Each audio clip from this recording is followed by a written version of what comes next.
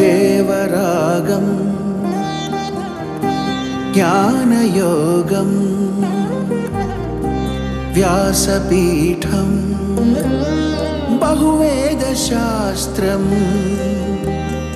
బోధామృతహిత శ్రీమన్నారాయణం శివగౌరీ సంభాషిత సకల పురాణం అష్టాక్షరి పంచాక్షరి మంత్రావరణం అఖిల దేవతా సంస్తుతి పారాయణం జయ మంగళకరమీ ప్రవచన శ్రవణం అనుదినము శుభము సుఖము జీవన గమనం దేవరాగం జ్ఞానయోగం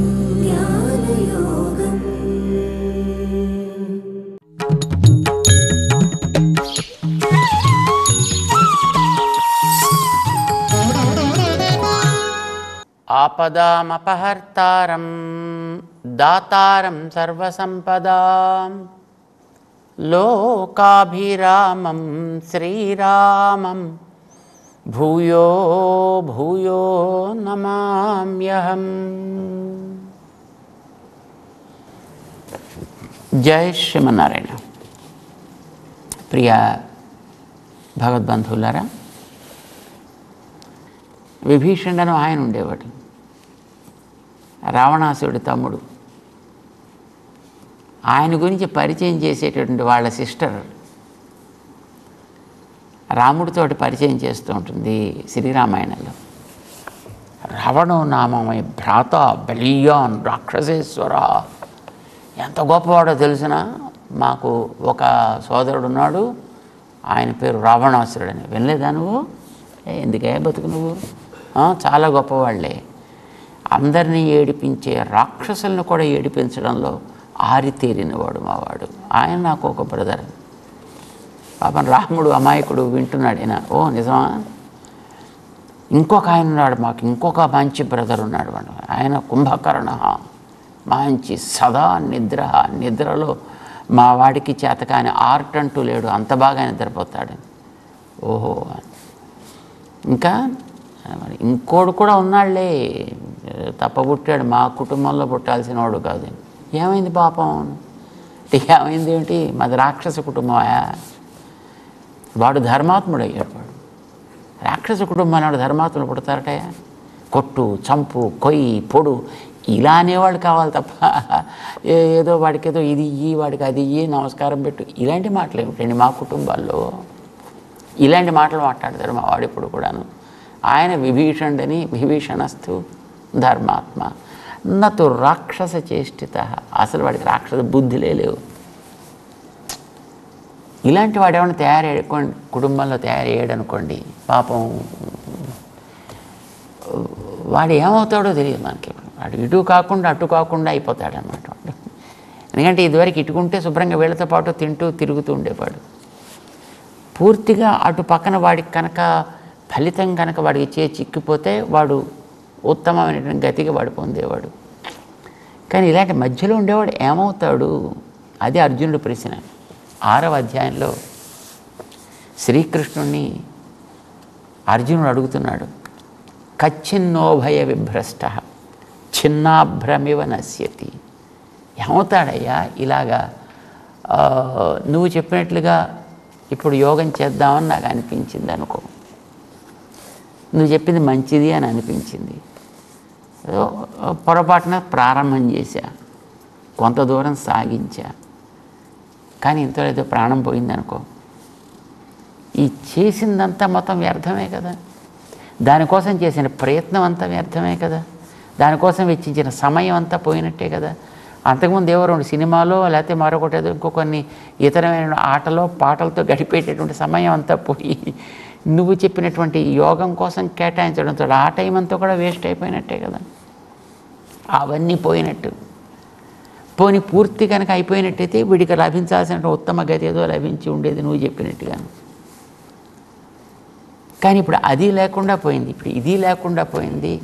ఉభయభ్రష్టత్వం వచ్చింది కదా, ఉభయ విభ్రష్ట అయ్యాడు కదా ఎప్పుడు వాడు ఎటుకు చేరకుండా పోతాడు కదా, రెంటికి చెడిన రేవడిలాగా. అలానే అవుతుందా ఏమిటి ఇప్పుడు నాగతి కూడాను? ఇప్పుడు ఇదివరకంటే పోనీ అడవిలో ఉంటే పోనీ హాయిగా అడవిలో ఉండేవాళ్ళం, అడుక్కు తింటున్నాం, మరో పని చేస్తున్నాం. ఏదో రాజ్యంలో ఉంటే హాయిగా రాజ్యంలో ఉండి హాయిగా అక్కడేంటే ఏదో ఆటలు పాటలు ఇతరమైనటువంటి వాటితో జీవితం గడుపుతూ ఉండేవాళ్ళం. ఇప్పుడు నువ్వేదో యోగం చేయమంటున్నావు, ఆత్మ సాక్షాత్కారం అంటున్నావు, దానికోసం కృషి చేయమంటున్నావు. ఇది ఆరంభం చేసి మంచిదని అనిపించి ఒకవేళ ఏదో కారణం చేత దాంట్లోంచి నష్టమైతే, లేదు సగం దాకా వెళ్ళి నష్టమైతే, లేదు పూర్తయి ఫలితం చేతికి చిక్కక ముందు కనుక ఏమైనా ఉపద్రవం జరిగితే, ఇప్పుడు ఇదంతా వేస్టే కదా, ఈ చేసిన శ్రమ అంతా పోయినట్టే కదా. దేనికి చెందుతాడు వాడు? చిన్నాభ్రమివ నశ్యతి. ఇది నాకు ఏతన్మే సంశయం కృష్ణ చేత్తుమర్హసి అశేషత. 39వ శ్లోకంలో అర్జునుడు కృష్ణుడిని ప్రశ్న వేశాడు. నాకు మొట్టమొదటి దీనికి అసలు క్లారిటీ ఇవ్వయా? మనకి భారతంలో ఘంటాకర్ణుడు అని ఆయన కథ ఉందండి. ఘంటాకర్ణుడు పరమశివ భక్తుడైన, అసలు శివనామం తప్ప ఇంకొక నామం ఏది నా చెవిన పట్టానికి వీల్లేదు అని చెవులకి గంటలు కట్టుకున్నట్ట. ఏదైనా ఇతర నామం అంటే ఒకసారి ఇలానే వాడు టంగ్ టంగ్ టంగ్ ఆ నామం వినిపించేది కాదు వాడికి. ఏది ఇతరమైంది వినడానికి వీల్లేదు అనుకునే అంత పరమ నిష్ఠా గరిష్ఠుడు. తపస్సు చేశాడు. వాడికి ఒక కోరిక కలిగింది, మోక్షం పొందాలి అని కోరిక కలిగింది. కోరిక మంచిదే. ఇప్పుడు మోక్షం పొందుదామని కోరిక కలిగి భగవంతుడి కోసం తాను నమ్మినటువంటి ఆ స్వరూపం కోసం తపస్సు చేశాడు ఆయన. పరమశివుడు సాక్షాత్కరించాడు. ఏం కావాలయా? నాకు మోక్షం కావాలయా, నాకు ఈ కర్మబంధం నుంచి పూర్తిగా విడిపోవాలని అనిపిస్తుంది, నాకు దానికి తగినట్టుగా నువ్వు ఏదైనా వరం ఇవ్వు. కోరిక మంచిదేనాయా, కానీ కొంచెం తప్పుదారి పెట్టావు నువ్వు. ఎందుకంటే ఈశ్వరాత్ జ్ఞానం అన్విచ్చేత్, నేను కావలసిన జ్ఞానాన్ని ఇవ్వగలిగిన వాడిని. మోక్షమిచ్చేత్ జనార్దనాత్, నీకు మోక్షం కావాలి, కర్మబంధం నుంచి విడిపడాలి అంటే అది ఇతరుడు ఇవ్వగలిగింది కాదు.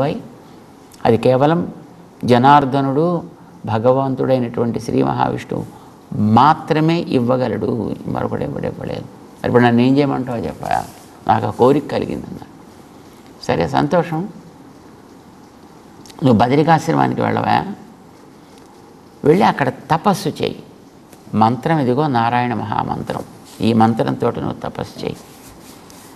ఈ మంత్రాన్ని తపస్సు చేసే స్థితిలో నువ్వు కొంత పరిపాకం చెందినట్లయితే నిన్ను వెతుక్కుంటూ ఆయన వస్తాడు. ఇదిగో ఆయన ఇలా ఇలా ఉంటాడు, తల మీద నెమలిపించి ఉంటుంది, చేతిలో మురళి ఉంటుంది, నీలిమేఘ ఛాయతో ఉంటాడు, మంచి విశాలమైన నేత్రాలు ఉంటాయి. సో ఇలాంటి ఆయన వస్తాడయ్యా. వచ్చినప్పుడు నువ్వు ఆయన్ని చక్కగా తృప్తిపరిచి నీకేం కావాలో అడుగు, నీకు అది లభిస్తుంది. ఇదానికి మిగతాదేం తెలియదు, ఆయన చెప్పినట్టు చేయడం అంతే ఇతనికి తెలుసు. మోక్షం కావలసిన వారికి ఎవరికైనా దారి చూపించే మహనీయుడు పరమశివుడు. దారి చూపించాడు ఆయన. ఘంటాకరుడు అక్కడికి వెళ్ళాడు, తపస్సు చేశాడు, తీవ్రమైనటువంటి తపస్సు చేశాడు. శ్రీకృష్ణ భగవానుడు కైలాస యాత్ర అనే ఒక కార్యక్రమాన్ని పెట్టుకుని బదరికాశ్రమానికి వచ్చాడు ఆయన. అదే మార్గంలో ఆయన ప్రయాణం చేస్తూ వచ్చాడు. బదరికాశ్రమం రాగా ఆయన తపస్సు చేస్తున్నాడు కదా, ఇలాంటి వాడు నీకు కనిపిస్తాడు అని చెప్పాడు ఆయన. సో ఈయన తపస్సు చేస్తుండగా వచ్చిన వ్యక్తిని చూశాడు ఒకసారి పైనుంచి కింద దాకా. తల మీద నెమలిపించం, విశాలమైన నేత్రాలు, చేతిలో మురళి. ఎస్, ఈయనే అనుకున్నాడు. కాళ్ళ మీద పడ్డాడు. అయ్యా నాకు మోక్షాన్ని ఇవ్వయా. అడగలేదు అలాగా, అదే తమాషా. మొట్టమొదటి ఆయనకి తృప్తి కలిగించాలి కదా. ఇతన రాక్షసుడు, రాక్షసులు తినే ఆహారం ఏమిటో మనకందరికీ తెలుసును, మాంసం. కనుక తను తినే ఆహారాల్లో అతి ఉత్తమమైన ఆహారాన్ని తను ఆరాధన చేసే దైవానికి పెట్టాలి. ఎవరికైనా అది ఈ కోరిక కదండి. తను ఏదైతే అనుభవిస్తాడో అందులో మంచిది, అందులో ఉత్తమమైనది అది భగవంతుడికి నివేదన చేయాలి. సరే, ఎదురకుండా ఇప్పుడు తనకి వరం ఇవ్వగలిగినటువంటి మహనీయుడు వచ్చాడు, ఇతనే నాకు ఇప్పుడు మోక్షం ఇవ్వాలి కనుక ముందర ఇతన్ని తృప్తిపరచాలి. కనుక ఇప్పుడు ఇతనికి తను తినే ఆహారమైన మాంసం పెట్టాలి. మాంసాల్లోకెల్లా మంచి ఉత్తమమైన మాంసం మానవ మాంసం. అందులో కూడా మంచి చక్కటి చిన్న పిల్లవాడి మాంసం, మంచి లేత మాంసం.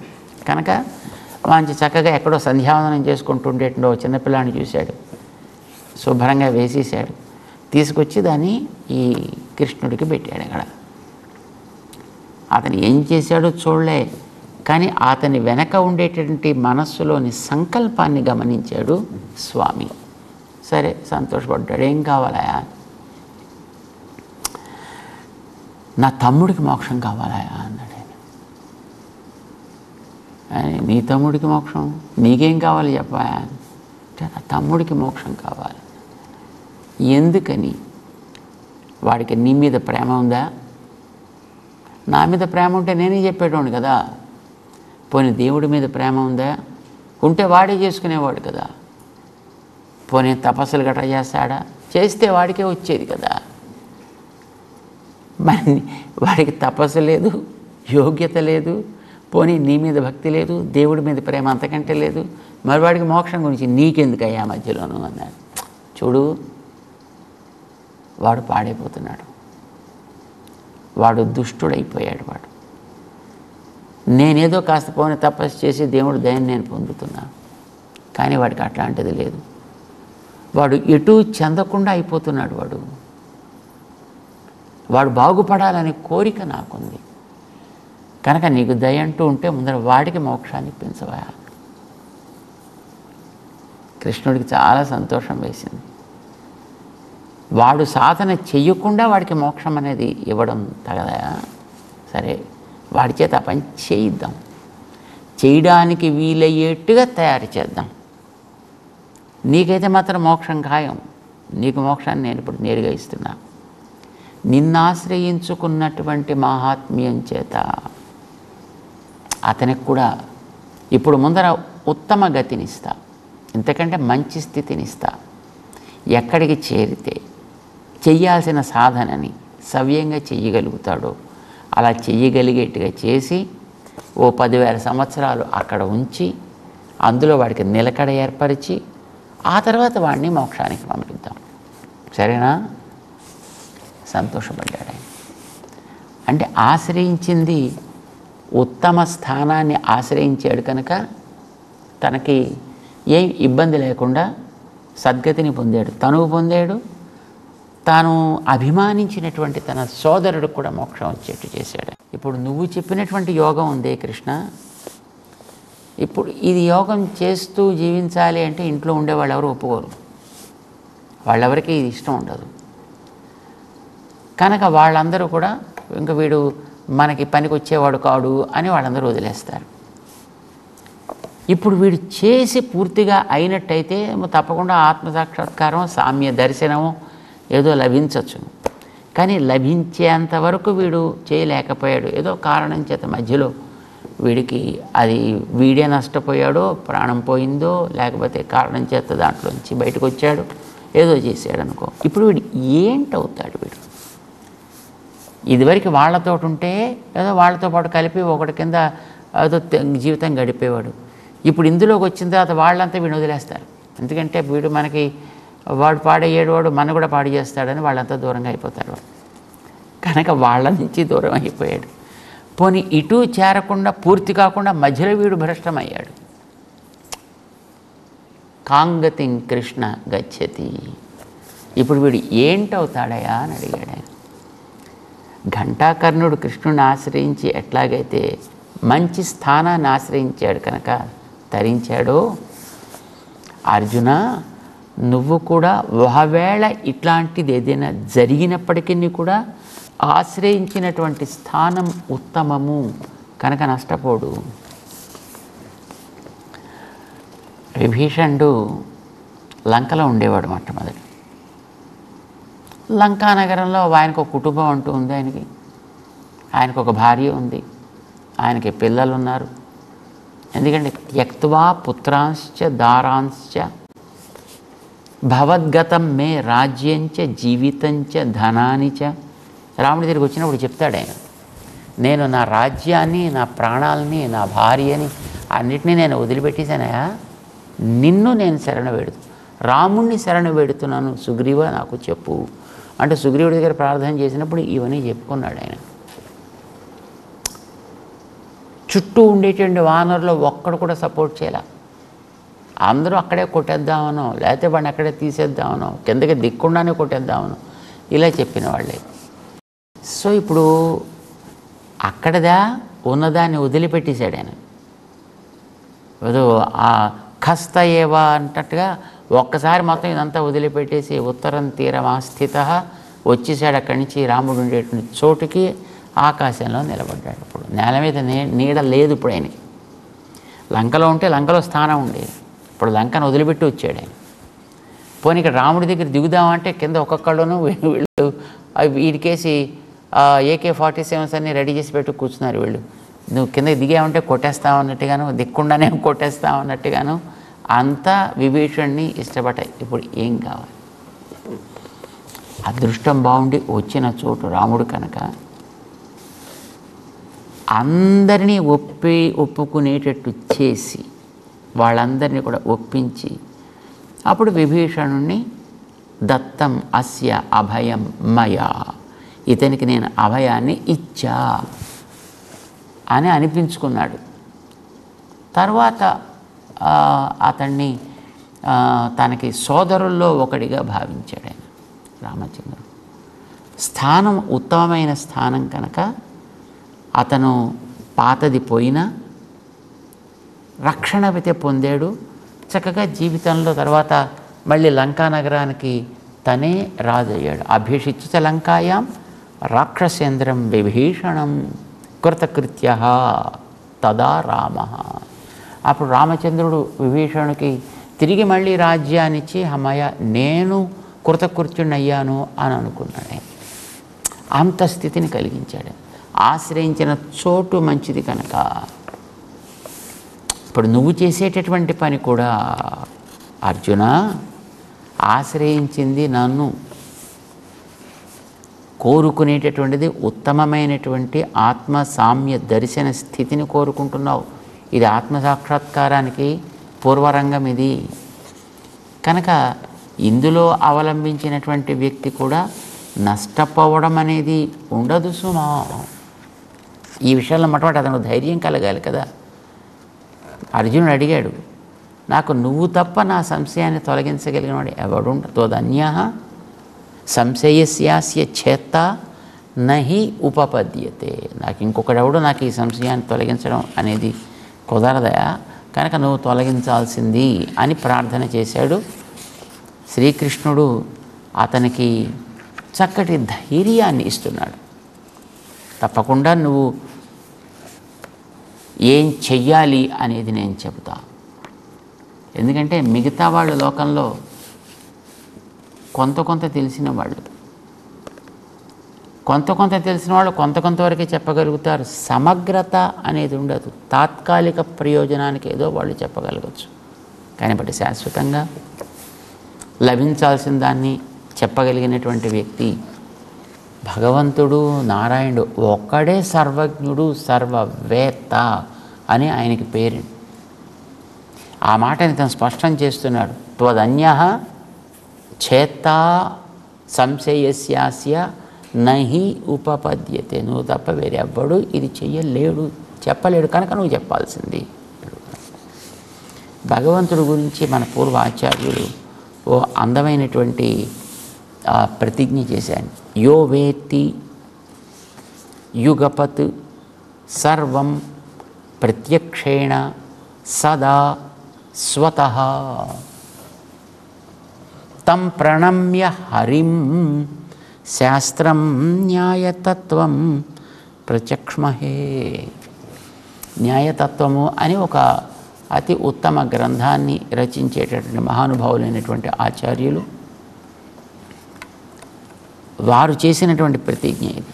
యో వేత్తి, వానికి సర్వము తెలుసును. వేత్త కేవలం జ్ఞానం కాదు, జ్ఞానం వేరు, వేతృత్వం వేరు. జ్ఞానం అంటే ఒక వస్తువుని తెలియడం, జ్ఞానం అంటే ఇది పెన్ను తెలిస్తే అది జ్ఞానం. కానీ వేతృత్వం అంటే దీని పైదాన్ని ఏమంటారు, కింద దాన్ని ఏమంటారు, ఈ లోపల దాన్ని ఏమంటారు, అది ఎక్కడ తయారవుతుంది, ఎలా తయారవుతుంది, ఆ లోపల పోసేటటువంటి ఇంక్ ఎలా ఉంటుంది, దానికి రా మెటీరియల్ ఎక్కడ దొరుకుతుంది, అది ఎవరు తయారు చేస్తారు, ఎప్పుడు తయారైంది, ఇది ఎంతకాలం అయింది, దీనికి ఎక్స్పైరీ డేట్ ఉందా లేదో, చాలా వివరాలు ఉంటాయి కదా. ఈ వివరాలన్నీ కూడా తెలియడం అది వేతృత్వం అంటే. యో వేత్తి, ఆ హరికి సర్వము తెలుసును. యుగపత్, ఇప్పుడు మనకు కూడా తెలుస్తాయి కానీ ఒకదాని తర్వాత ఒకటి మనకి తెలియాలి. కానీ ఆయనకి అలా కాదు, అన్నీ ఒక్కసారి ఎదుట ప్రత్యక్షం అవుతాయి. చూడండి, మనకి స్క్రీన్ మీద ఏదైనా మనం రోల్ చేస్తుంటే ఏదైనా ఒక విషయాన్ని ఒక పిక్చర్ తర్వాత మరొక పిక్చర్, దాని తర్వాత మరొక పిక్చర్, దాని తర్వాత మరొక పిక్చర్, ఇట్లా రోల్ అవుతాయి. కానీ ఇప్పుడు చూడండి, ఒక 10-16 సీసీ కెమెరాస్ కనిపించే పెద్ద స్క్రీన్స్ ఉంటాయనుకోండి, ఒక్కసారి మొత్తం 16 స్క్రీన్స్ దాని మీద వచ్చేస్తాయి.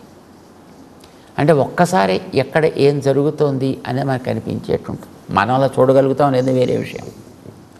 మనం చూసిన మళ్ళీ ఒకటోది చూడాలి, మళ్ళీ రెండోది చూడాలి, మూడోది చూడాలి, నాలుగోది చూడాలి, మనం అట్లానే చూడాల్సి వస్తుంది. కానీ అది ఇచ్చేటప్పుడు మాత్రం అన్నింటినీ ఒక్కసారి పట్టుకొచ్చి చూపిస్తుంది అది మనకి. భగవంతుడు ఈ ప్రపంచంలో ఉండే అన్నింటినీ తెలుసుకోగలుగుతాడు. యుగపత్ వేత్తి, సర్వం వేత్తి. అన్ని వస్తువులు, ఈ వస్తువు ఆ వస్తువు అని లేదు, ఈ ప్రాణి ఆ ప్రాణి అని లేదు, ఈ జీవుడు ఆ జీవుడు అని లేదు, మొత్తం సకల చరాచరాత్మకమైనటువంటి ఈ సకల జగత్తుని గురించి కూడా తెలుసుకోగలుగుతాడు. ఎలా? సీసీ కెమెరాలో మనం ఒక దృశ్యాన్ని చూసినంత స్పష్టంగా.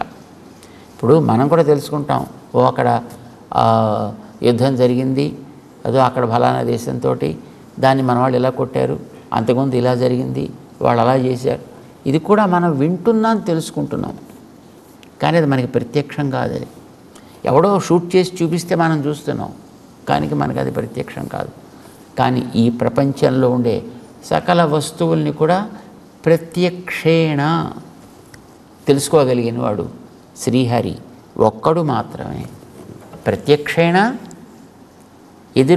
ఎందుకంటే ఆయన సర్వవ్యాపి, ఆయన లేని చోటంటూ లేదు కనుక ఎక్కడ ఏం జరుగుతోంది అనేది ఆయనకు అక్కడే ఉంటాడు. ఆయన ఎప్పుడు మామూలుగా మిగతా వాడైతే కొంతసేపు పనిచేసే, కొంతసేపు నిద్రపోవాల్సి వస్తుంది. లేదు ఆ చూపించే ఆ దృశ్యాన్ని చూపించే మిషన్ ఏదో కొంతసేపు వేడికిపోతే మళ్ళీ దాన్ని కూల్ డౌన్ చేయాల్సి వస్తుంది. లేదా అందులో బ్యాటరీ పెడితే బ్యాటరీ అయిపోతే మళ్ళీ బ్యాటరీ రీప్లేస్ చేయాల్సి వస్తుంది. ఇలాంటివేవో ఉంటాయి. కానీ ఆయనకి ప్రత్యక్షేణ సదా ఎప్పటికీ తెలుసుకోగలుగుతాడు. ఆయనకి ఒక క్షణం కూడా దాంట్లో ల్యాప్స్ అనేది ఉండదు. మనం వీడియో తీసినా అందులో కొన్ని కనిపించకపోవచ్చు, ఆయనకి అట్లా కనిపించకపోవడం అనేటటువంటిది లేదు. మనకి ఏదైనా ఒక విషయాన్ని గురించి ఇంకొకటి కూడా ఎక్స్ప్లెయిన్ చేయాలి, ఆయనకు అవసరం లేదు. స్వతహా వేత్తి, సదా వేత్తి, స్వతహ వేత్తి, ప్రత్యక్షేణ వేత్తి. ఆయనకి ప్రతి వస్తువు ప్రతి క్షణం కూడా అన్నీ స్పష్టంగా తెలుస్తూ ఉంటాయి. కృష్ణ, నువ్వు హరివయ, అందుకు నువ్వే చెప్పాలి నాకు ఏ విధంగా నాకుండేటటువంటి అవరోధాలు తొలగి, లేదు మధ్యలో ఏర్పడే అవరోధాలని తొలగించి నువ్వు అనుగ్రహించినటువంటి సామ్య దర్శనం అనేటటువంటి ఫలితాన్ని నేను చక్కగా పొందగలుగుతాను. ఆ మార్గాన్ని నాకు నువ్వు ఉపదేశం చెయ్యవా? నీకంటే వేరే ఎవరు నా మీద అట్లాంటి ప్రేమ కలిగి చెప్పేవాడు లేరయ్యా. వివరించాల్సింది అని ప్రార్థన చేశాడు. కృష్ణుడికి సంతోషం వేసింది. 40వ శ్లోకం దగ్గర నుంచి అతనికి ఉపదేశం చేయడం ప్రారంభం చేస్తాడు శ్రీకృష్ణుడు. ఏం చేశాడో తెలుసుకునే ప్రయత్నం మనం కూడా చేద్దాం. జై శ్రీమన్నారాయణ.